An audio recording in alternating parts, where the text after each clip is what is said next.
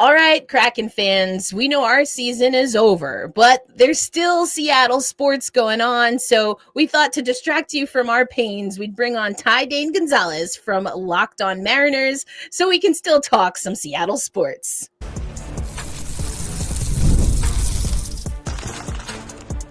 You are Locked On Kraken, your daily podcast on the Seattle Kraken, part of the Locked On Podcast Network, your team every day. All right, welcome to another episode of Locked On Kraken, which is also a crossover episode with Locked On Mariners. Ty Dane Gonzalez joining me here today. Erica L. Ayala, your host of Locked On Kraken. Hey, Ty, I mean, it's been a minute since we were able to get on a squadcast, as I like to say. So let's do a check-in. How you doing? I'm doing well, Erica. Appreciate you inviting me to do this. Always happy to hop on Locked On Kraken, talk some other sports. I mean, I talk baseball so much that it's refreshing to be able to be like, hey, I also like the Seahawks and the Kraken and all those teams. So yeah, really appreciate it. How are you doing? I'm doing well. Thanks so much. Yeah, at the time we're recording, I was just in New York for some WNBA, which I also cover, including, of course, the Storm that had the number 2 overall pick. So that was super exciting. Welcome to the Emerald City, Dominique Malonga, French national team player, won silver in Paris 2024. Super nice. Got to speak with her. Can't wait to see what she's able to do for the roster. So it's always that transition time. You know, we know baseball just started up. I'm a baseball fan through and through. NHL season is going into playoffs, which means the season's over for the Kraken. But yeah, it's a good time to be a sports fan for sure. So I gotta ask, how was this? How was covering this season? Because it looked like it was over pretty quick. Yeah, it was really brutal, to be honest, Ty. You know, it's one thing when we were in season 1, right? And you just knew this was a lunch pail team through and through. They were coming through an expansion draft and just trying to pull pieces together, lay the foundation. And then we get to the playoffs in season 2. I always say that the hero of that season was Martin Jones, who was brought in as a third option goaltender, and you know, got us to the playoffs. Philip Grubauer then gets healthy, and he is just awesome in that first round. Playoff was incredible. Oh my gosh, playoff Gru was great. So then flash forward to this year, Grubauer lost out to Joey Decord, which I thought was the right choice. But we thought there'd be more of an equitable split with Joey taking kind of, you know, I guess 51%, I guess, of the games, right? Yeah. But Philip just didn't have it this year, dude. He didn't have it. And then brutal situation where you have a one-time Vezina Trophy finalist that we're now sending through waivers to go to the AHL. Oh, man, just brutal. Also doesn't help that the defense in front of him was not particularly great this year. Well, yeah, exactly. Locked On Kraken fans are probably like, oh, he set her up to talk about defense. But, I mean, I've been talking about defense with this team for a while because you're right. Whether it's Grubauer or some of our other goaltenders, even Joey Decord this year, you know, we overwork our goalies. Didn't Joey didn't he play the whole Utah game where they gave up 7? Yeah. Like, I mean, it's just, well, he started because Philip, there's a flu bug going around. Philip got sick. He had just played the game, so he's now going back to back and played the first 2 periods. Like, what are we doing? And, you know, so putting all of those very specific things aside, I'd say generally, Ty, this just was a team that wasn't consistent. It wasn't like seasons in the past where you look at the roster and you're like, hey, these guys are doing the best that they can. We just don't have it. People aren't healthy. I mean, that happens, right, in sports. But this was like, we've got 2 guys on what I like to say 7-7 deals, 7 years, $7 million. One of them coming off of a Stanley Cup in Brandon Montour, who I do think was great. But Chandler Stevenson, he was up and down. He's starting to get consistency now. But I'm like, dude, you know, you got all this money. You come in as a vet. We need you to be solid. So it was brutal. It definitely was brutal. It was a lot of me saying, like, I got to remind myself why I hopped on this show to be the host, because it's just not, you know, ugly. An ugly game you can almost tolerate, but when you know that it's a lack of effort and the guys are saying that, a lack of effort, or I guess more so they would say like a lack of focus, that's a hard pill to swallow. It's tough watching a team that is and I know this too well, especially over the last couple of years, watching a team that is just, they're just so frustrating, and it's like they should be so much better than they are. Exactly. And it's just, there isn't really a rhyme or reason to it other than like they need more on their roster. Like with this Mariners club over the last couple of years, it's been they haven't spent enough. They haven't added enough to their roster. They've banked on way too much going right for them, and it hasn't. And they've wasted 2 years of arguably the best rotation in all of baseball, and it's maddening to watch, right? So yeah, I totally get where you're coming from on that. Sure. I mean, that sounded very familiar. For sure. But you mentioned the M's, and let's just start, since we know we're ramping up the MLB season. What are you expecting for this Mariners team this year? Is it going to be more despair, or is there some promise on the horizon? I mean, as a Mariners fan, you always expect despair, and then if it never comes, then amazing. But more often than not, it does. I mean, shoot, even last year it was like, oh my God, they have a 10-game lead in the AL West.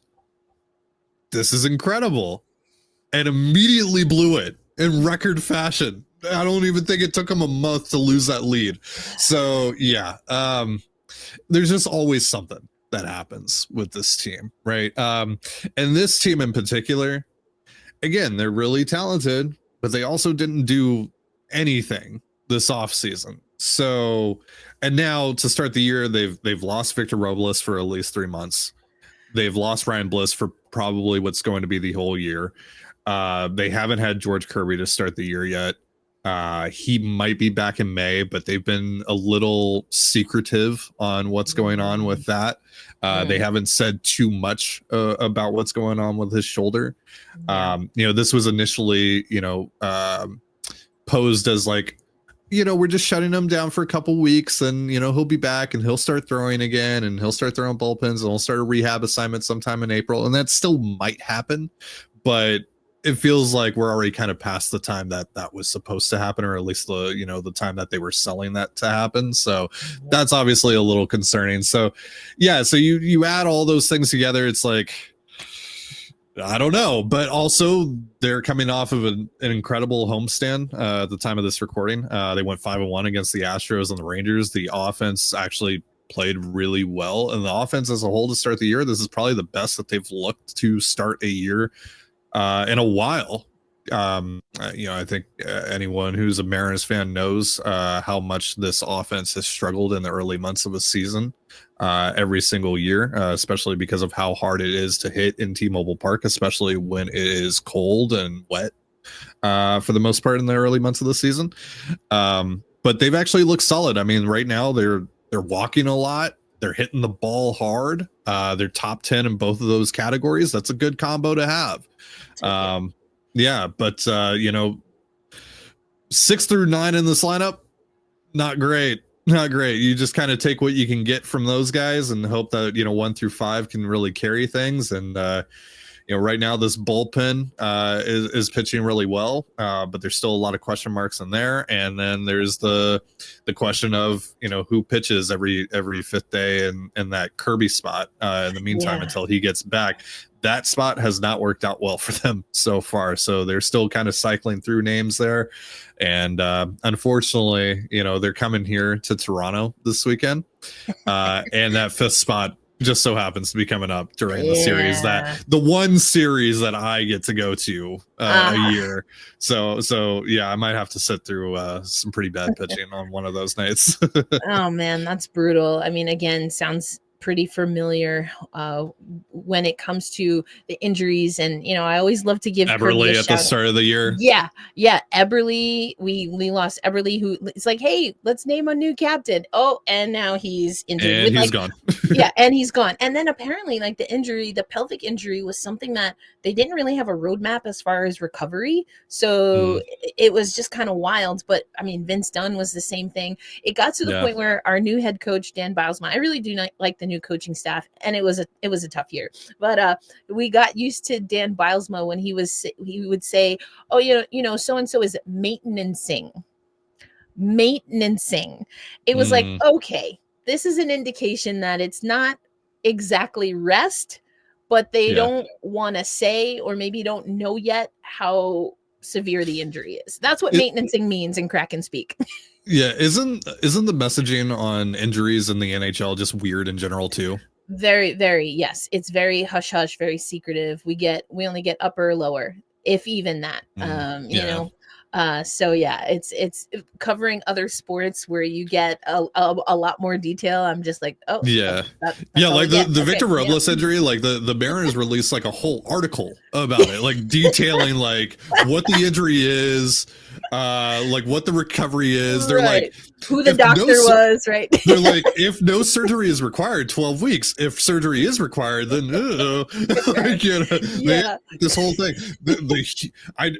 Now I know that there's a thing called the humeral head in your left shoulder. So like, that's so funny. It's like a Goosebumps, like choose your own adventure. You know, turn to page 87 if this happens. Yeah. That's wild. Oh man. Well, I mean, I'm wishing Kirby the best. I hope you get, some bright spots. I like to say flashes of brilliance, brushes of brilliance, hopefully if it's not all bad for you. But once we have done our little just kind of vomit of how we're feeling about our teams, I do want to get to a topic that may impact both of our teams and of course Seattle overall, and that is what a lot of people think is just forthcoming return of the Supersonics. So I want to get your take here. We talked about it on Locked on Kraken, and if and how it will impact the sports landscape. Hey, Seattle sports fans. I hope you're enjoying this crossover episode of Locked on Mariners and Locked on Kraken. And it is brought to you by FanDuel. And we know the NBA and NHL playoffs are almost here. And FanDuel is giving new customers an incredible way to get in on the action. Right now, when you join FanDuel and place your first $5 bet, you get $250 in bonus bets if your first bet wins. So, of course, you're listening to Locked on Mariners. You know what Ty Dane Gonzalez and Colby are talking about when it comes to the upcoming series against Toronto. And, of course, you're listening to Locked on NHL, so you know what's happening in the NHL playoffs. And I'm very curious who your picks would be, but you can make those picks over at FanDuel. And remember, if you get that first bet, that first $5 bet, and you win, then you will get $250 in bonus bets as a new customer. So don't miss out. Head to FanDuel.com and claim your $250 in bonus bets today. All right, Erica L. Ayala here once again with Ty Dane Gonzalez. Erica, your host of Locked on Kraken. Ty is your host, one of your hosts of Locked on Mariners. And we had to work through some of our pain points with our respective teams. Give an update on how things are going. But, now I want to talk about a team that once was and maybe again, Ty. And I know that for the Seattle Kraken, this is a really interesting topic because the ownership of the Kraken and, of course, the facilities itself seem to be obviously involved in any return that would happen for the NBA. We've seen NBA, we've seen NCAA basketball come to Climate Pledge Arena, and people really just feel it's a matter of not if, but when they'll return. So first, what's kind of your take on the return of the Sonics overall, and what are you hearing from the M side about how people are feeling about it? So it seems like you said, like it's a matter of when, not if. I mean, Bill Simmons has been talking about this for like the last 4 years, that it's going to be Seattle and Vegas. There's been other people in the league that have talked about this. I know Brian Windhorst has been a little more hesitant to say that it's going to happen, even after the sale of the Celtics, which seemed to be like the final thing that needed to happen so that, the market would be reset on what the valuation of teams are. But I mean, we've heard from the mayor now. Gary Payton was on the M's broadcast the other day. Like it seems like everyone kind of feels like we're going to hear something this summer. And I know that it's also kind of been thrown out there that they might stagger the two expansion teams. Like maybe Seattle gets its team first and then Vegas comes along a little later on.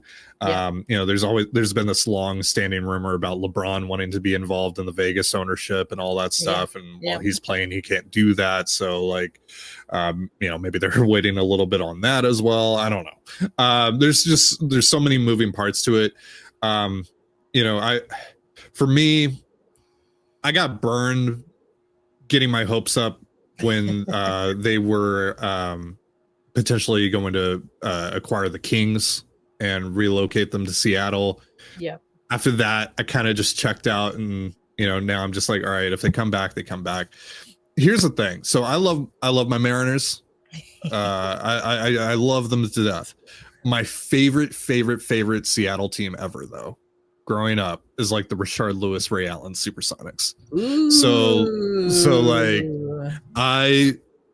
like this is huge for me. So if the Sonics, by the way, I'm throwing my hat in the ring to host Locked On Sonics, just putting that out there. Okay, there you go. If you're listening, hit me up.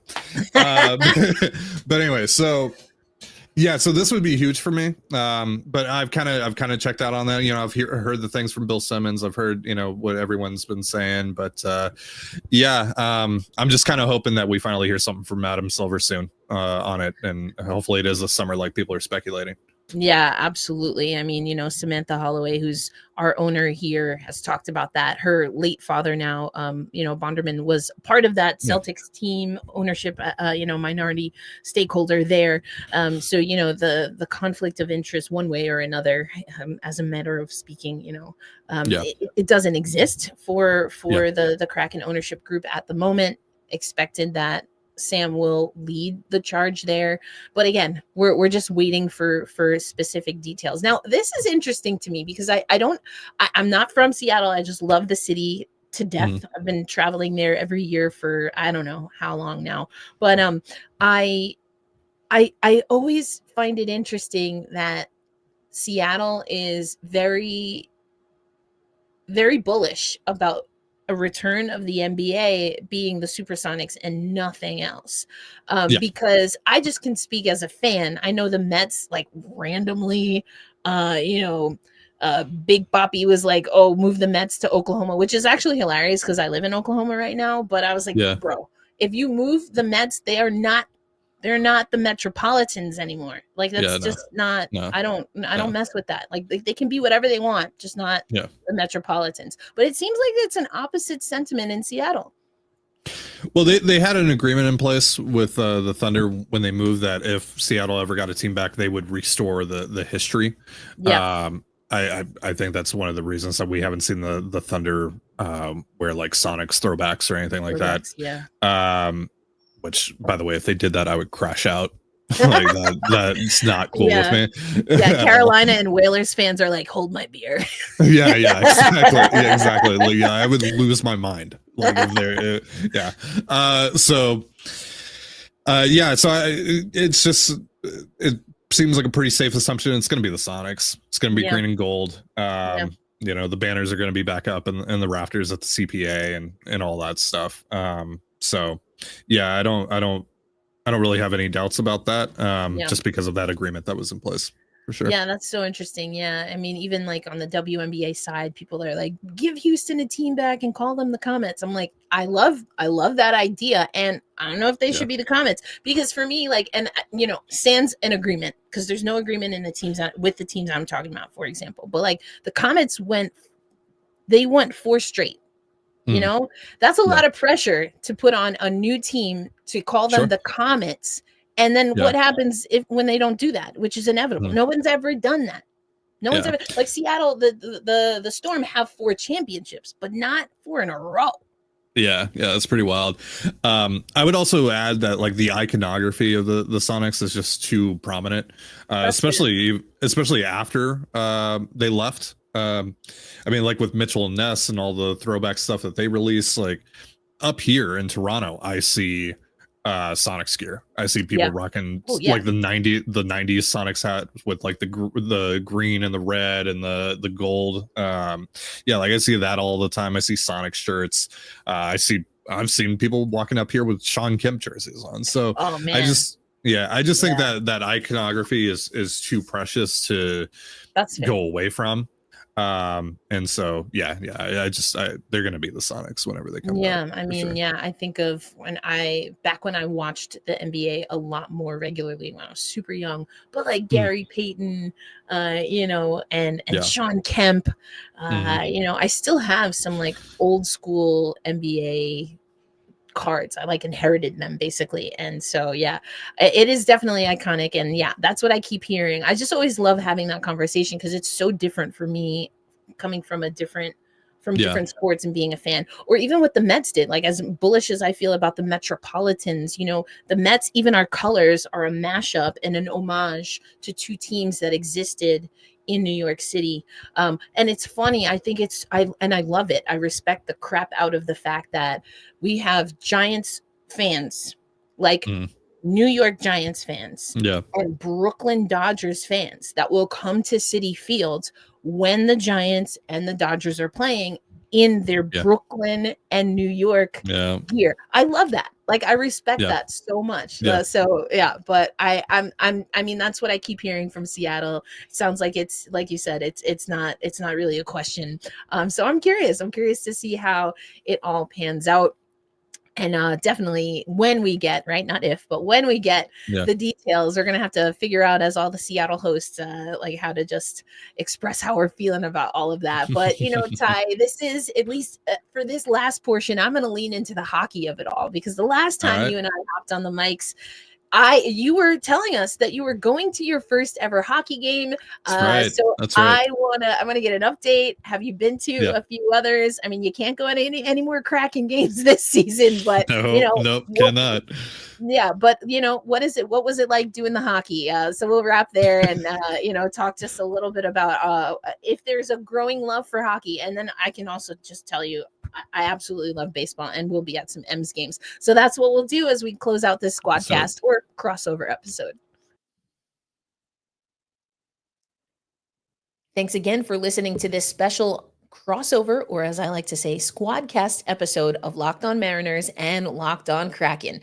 This episode is brought to you by our friends at Amazon Fire TV. Did you know your Fire TV is also an Xbox? Turn any TV into your gaming and entertainment hub with Fire TV Stick 4K devices. No console required. Just grab your paired controller, subscribe, or sign in to Xbox Game Pass Ultimate with EA Play included, and you're ready to play. Dive into hundreds of premium titles from EA Sports College Football 25 to Call of Duty Black Ops 6 and Avowed. As easily as you stream your favorite TV shows, it's gaming made simple, and it's all on your Fire TV.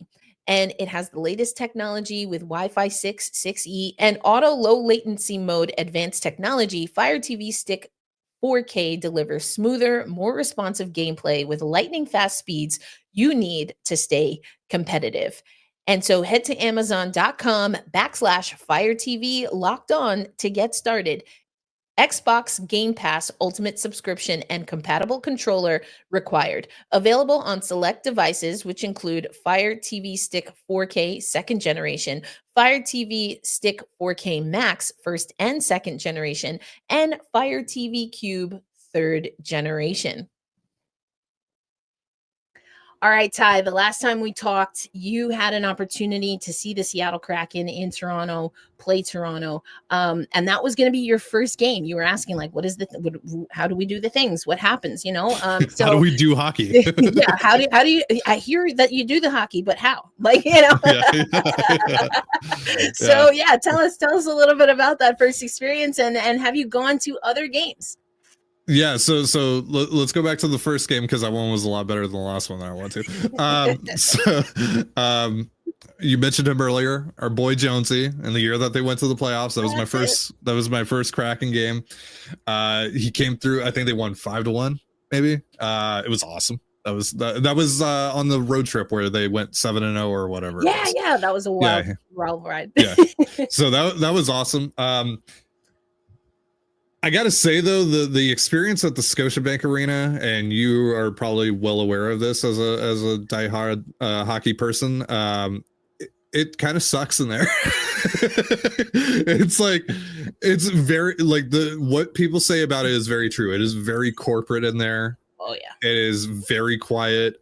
I'm in the nosebleeds for the first game, and I can hear the boys communicating to one another. I can hear everything clear as day. The only time it ever got loud was when the Leafs scored, and it was like in garbage time, I think. And so it was like, yeah, not like, oh, yeah. Then I went this year. That did not go particularly well for our boys. Yeah, they were down 4-0. They got like a garbage time goal. I think it was like literally like 2 minutes left. I think it was Tolvey that scored. I can't remember. Yeah, so I was just sitting there just like, yeah, I just wasted $600 because, by the way, it's so expensive to go to a Leafs game. It's insane. It's insane the prices to go to a Leafs game, because I mean they're basically like the Lakers of the NHL. So it's like, you know, you get the Hockey Hall of Fame right down the road. Literally, yeah. And again, it's very corporate, right? All these tickets are being bought out, you know, by companies, and they're giving them to their employees and all this stuff. So yeah, it's a whole thing. So that wasn't super fun. I had a slice of pizza and a very sad slice of pizza and a very sad can of beer, and you know, watch the boys get crushed, and had to pay almost $700 for that experience. So that was not great. Oh man! Shout out to our friends at Game Time though. Yeah, there you go. You got the last minute deal, lowest price guaranteed. That's right, and that was the lowest price to sit in the.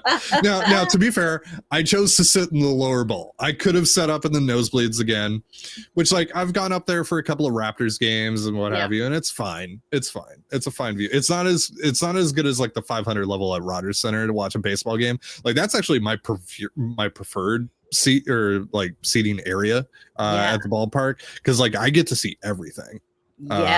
Which I really like. But at the basketball game and the hockey game, like it's not as great. But yeah, so those the last time that I went to go see the boys did not work out. Didn't go well. Hopefully it didn't turn you off from the experience. No. I'll go again, but I'm probably gonna sit in the nosebleeds this time. That's fair. Or you can do with a lot of like diehard, you know, everyday maybe everydayers, but everyday kind of, you know, working class lunch pail folks do is just ride down to Buffalo and go see them play. Go to Buffalo, maybe go to Ottawa. Yeah, there you go. Oh man, yeah. As you were describing Scotiabank, so I've been to Scotiabank. The last time I was there was for NHL All-Star, and I got a very curated experience. So I mean, I was like in a freaking suite. You had one of the like a Canadian actor who was in, I mean, I know he's been in a bunch of stuff. I remember him from like the Percy Jackson series on Disney. You know, he played Hades, I think. But you know, like sitting right next to us, like it was pretty sweet. So, and I've been there for women's hockey games as well. I've never seen a baseball game in Toronto yet. It's on my list. Got to do that. Yeah. But as you're describing go when it's warm, when the roof is going to be open, because when the roof is closed, that ballpark sucks. Okay, when the roof is they just renovated it.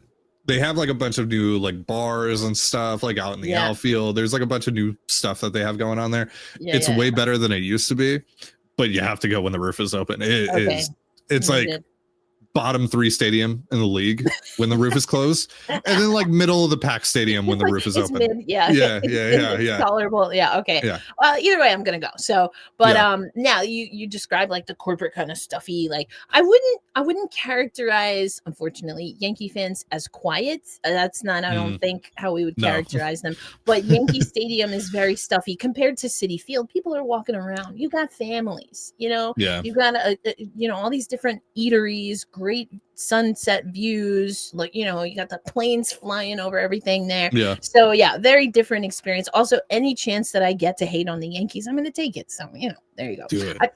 I've definitely seen the Mariners play in Yankee Stadium a few times. Yeah, that's fun. But I gotta get to an M's game. I usually go when I go out to Seattle. Speaking of game time, we love them. But I always take a look at the seats when I'm there because I stay for basically like 2 weeks. Sometimes I even get to double dip and do some WNBA coverage because that's playoffs. That's playoffs for the W. But yeah, I always catch an M's game. Me and a good friend, we go. I like to sit third base line, have a time. Love it. Yeah, for sure. Yeah. I still got to figure out what I'm doing this weekend for seats. I think I'm gonna sit up in the 500s.